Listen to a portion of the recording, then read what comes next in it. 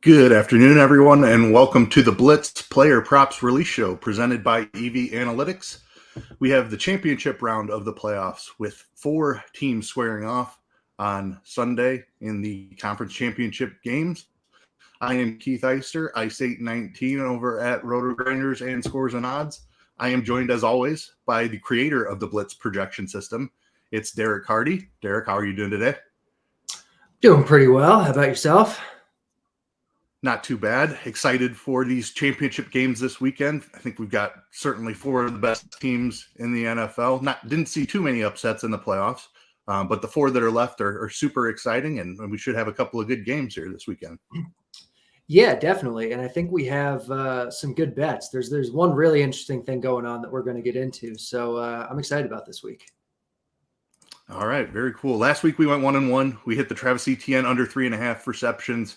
Saquon Barkley, the game just wasn't competitive enough for him to have a chance at 15.5 carries. If you're going to be trailing by 30 within, the first quarter or two, like you're not getting the rushes. So it happens. Yep, that was an unfortunate one. Felt really good about that one. Thought the Giants would be able to keep that one a little bit closer. But we move on to this week. Like you said, we've got 3 really good ones here. Let's go ahead and jump right in. First one for us is over on FanDuel. We are looking to the AFC Championship game first. Cincinnati Bengals visiting the Kansas City Chiefs, 48.5 point total in this one. KC is now favored by -1.5 last I checked.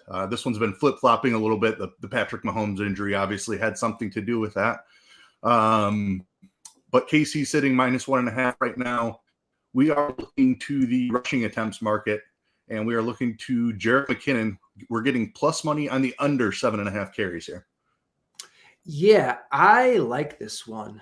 McKinnon had 11 carries last week or something, but I feel like this line is an overreaction to that.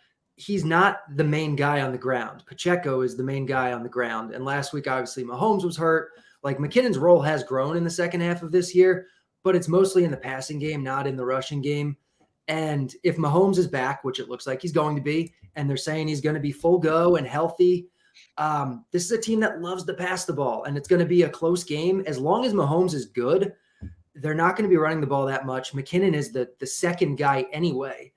The Blitz is projecting 6.3 here, so we're getting a full carry under, a little more than a full carry under at plus 120.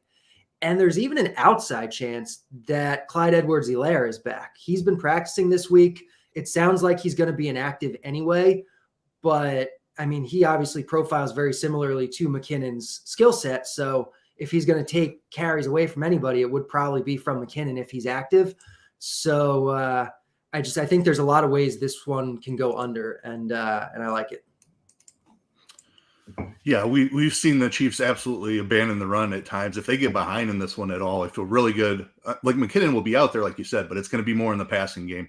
Under 7.5 carries, and getting plus money is also great value as well. So first one of the day, Jerick McKinnon under 7.5 carries, plus 120 over here at FanDuel. Moving on to our next one this week, we are going over to Bet Rivers, and we are going to focus on the NFC Championship game for this bet. San Francisco 49ers visiting the Philadelphia Eagles. We've got 46.5 point total in this game, with Philly currently sitting as 2.5 point favorites. We are looking to the receiving yards market for this particular bet. I'll give Steve a chance to go ahead and find that one here real quick. And we are scrolling down for Kenneth Gainwell. We are looking to take Kenneth Gainwell over 19.5, and we have some big plus money here. Looks like we did lose a little bit in the last couple of minutes. Still sitting at plus 420. You still good at plus 420 there? Yeah, I'm still good there. So yeah, Bet Rivers this week is doing this really fun thing where they have like all these alternate lines, and some of them are like so inefficiently priced. Like even just look at Gainwell over 8.5. You can get it minus 124. An extra 10 yards is worth like 500 points. Like, no, that's insane. He's the Blitz projects Gainwell to go over 8.5 about half the time, 54% of the time or so, because it's projecting about 10 yards for Gainwell. So there's basically no value on that at minus 124. but his chance of going over 19.5 is about 38% of the time, which creates massive value at plus 420. So there's actually quite a few of these like extreme ones this week at Bet Rivers that show really good value. Obviously, you're going to be an underdog to hit them, but if you bet a bunch of them, you hit, one or two or, just a fraction of them, you're going to come out ahead. So Gainwell is the one that projects the best right now, but there's probably, half a dozen, maybe close to 10 of these that show pretty good value. Yeah, absolutely. Gainwell going to be involved, a split backfield there in Philly as well. But man, that big plus money is the reason we love the value there. You mentioned that there's several of them, and the next one that we have is very similar to that, in my opinion. So we've got our two favorite big plus money ones here. Next one, we're staying in the NFC Championship game, and we are looking to the rushing yards market, and we are looking at Miles Sanders. And we are hoping to find a big plus money still plus money. It was plus 300 just a couple of minutes ago. Still got it at plus 290. So jump on these quickly. It seems like they're going to start moving here now that they're out. But we are looking to take Miles Sanders over 69.5 rushing yards at plus 290. Yeah, like you said, it was plus 300 just a couple minutes ago. But, I mean, it makes sense they're going to start moving this way because, again, they're really inefficiently priced, even not just compared to like other books, like inefficiently priced compared to the other like more normal lines at their own books here. Yeah. So it's not like I think the matchup or anything here is great. I actually bet Miles Sanders' carries under earlier in the week on the cover show that I do. And but at these odds, over 69.5 plus 290, like I'm gonna take that. Let me give you the bet or the Blitz's projection for him. The Blitz is projecting 58 yards for him. So 58 yards is basically what it thinks should be like the break even, like even money thing. And if we're getting 10 more yards than that at plus 290, like it's great. Their kind of middle ground line there is 49.5. So if the Blitz is projecting 57 or 58, what I said, there's not a lot of value on that, but an extra 20 yards for 300 points, it's great. The normal one, the 49.5 is going to win about 55% of the time. And this over 69.5 is going to win 41% of the time. So 41% at plus 290 is fantastic. It's just a pure math play, these. I'm not going to throw out too many of the other ones. We're not going to call them official plays, but there are quite a few like that project well.